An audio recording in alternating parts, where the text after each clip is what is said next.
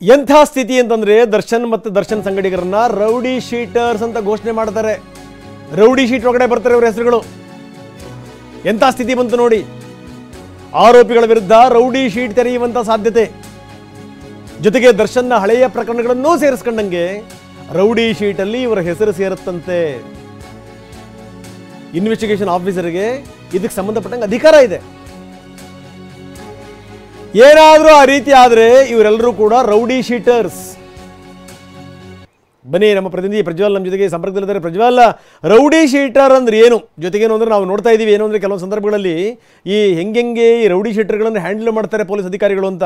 ಏನಾದರೂ ಅಹಿತಕರ ಘಟನಾವಳಿಗಳಾಯಿತು ಅಂತಂದ್ರೆ ಕರೆಸ್ತಾರೆ, ಬನ್ನಿ ತಗೋಬೇಕು ಸಾಲಕ್ಕೆ, ಕಟಿಂಗ್ ಯಾಕೆ ಮಾಡಿಸಿಲ್ಲ ಅನ್ನೋದ್ರಿಂದ ಹಿಡಿದು ಪ್ರತಿಯೊಂದು ವಿಚಾರವನ್ನು ಕೂಡ ಕೇಳ್ತಾರೆ ಅವರು.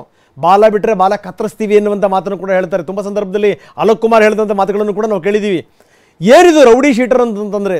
ಯಾವ್ಯಾವ ಕಾರಣದಿಂದ ರೌಡಿ ಶೀಟರ್ ಒಳಗಡೆ ರೌಡಿ ಶೀಟರ್ಗಳಾಗ್ತಾರೆ, ಆ ಪಟ್ಟಿಲಿ ಬರ್ತಾರೆ, ಬಂದಾದ್ಮೇಲೆ ಮುಂದೇನು, ಅದರ ಪ್ರೊಸೀಜರ್ಗಳೇನು?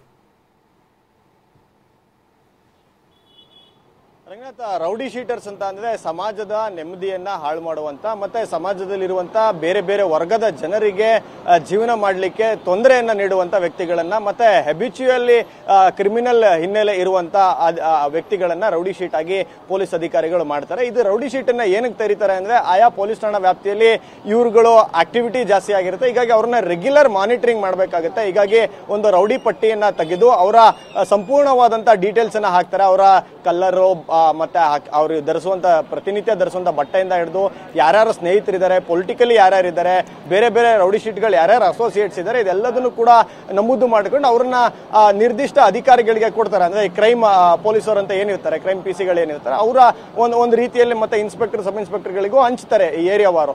ಅವ್ರುಗಳನ್ನ ನಿರಂತರವಾಗಿ ಮಾನಿಟರ್ ಮಾಡಬೇಕು, ಅವ್ರು ಯಾರ ಆಕ್ಟಿವಿಟಿಯಲ್ಲಿದ್ದಾರೆ, ಯಾರು ಕೆಲಸ ಮಾಡ್ತಾರೆ ಅಂತ. ಮತ್ತೆ ಸಮಾಜದಲ್ಲಿ ಯಾವುದೇ ರೀತಿಯಾದಂತಹ ಗಲಾಟೆ ಗಲಭೆಗಳು ಆಗ್ತವೆ ಅಥವಾ ಹೊಸ ಅಧಿಕಾರಿಗಳು ಬಂದಂತ ಸಂದರ್ಭದಲ್ಲಿ ಅವ್ರ ಮುಂದೆ ಇವರು ಹಾಜರಾಗಿ ನಾವು ಹಿಂದೆ ಇಂಥ ಪ್ರಕರಣಗಳಲ್ಲಿ ಭಾಗಿಯಾಗಿದ್ವಿ, ಮುಂದೆ ಈ ರೀತಿಯಾಗಿ ಯಾವುದೇ ಪ್ರಕರಣಗಳು ಭಾಗಿಯಾಗಲ್ಲ ಅಂತೇಳಿ ಹೇಳ್ಕೊಂಡು ಅವರಿಗೆ ಮುಚ್ಚಳಿಕೆ ಪತ್ರಗಳನ್ನು ಬರೆಯೋದು ಅಥವಾ 107 ಹಾಕುವಂತದ್ದು ಈ ರೀತಿಯಾಗಿ ನಡ್ಕೊಂಡು ಹೋಗುತ್ತೆ. ಇದು ಬೆಂಗಳೂರು ನಗರ ಅಲ್ಲ, ರಾಜ್ಯಾದ್ಯಂತ ಇದೇ ರೀತಿಯಾಗಿ ಕಾನೂನಲ್ಲಿ ರೌಡಿ ಪಟ್ಟಿಗಳನ್ನು ನಡೆಸ್ಕೊಂತಾರೆ. ಈ ಪ್ರಕರಣದಲ್ಲಿ ಸಹಿತ ಕೊಲೆ ಒಂದು ಗ್ಯಾಂಗ್ ಕಟ್ಕೊಂಡು ಮಾಡಿರೋದ್ರಿಂದ ಈ 17 ಜನ ಆರೋಪಿಗಳ ವಿರುದ್ಧ ರೌಡಿ ಶೀಟ್ ಅನ್ನ ತೆರೆಯುವಂತ ಸಾಧ್ಯತೆಗಳು ಹೆಚ್ಚಾಗಿದ್ದಾವೆ. ಇದು ಪರ್ಸನಲ್ ಮನೆ ಒಳಗಡೆ ನಡೆದಿರೋ ಕೊಲೆ ಅಲ್ಲ, ಹೊರಗಡೆ ಒಬ್ಬನ ವ್ಯಕ್ತಿಯನ್ನ ಕಿಡ್ನಾಪ್ ಮಾಡ್ಕೊಂಡು ಬಂದು ಮಾಡಿರೋ ಕಾರಣದಿಂದ ಈ ರೀತಿಯಾದಂತಹ ಸಾಧ್ಯತೆಗಳು ಹೆಚ್ಚಾಗಿದ್ದಾವೆ.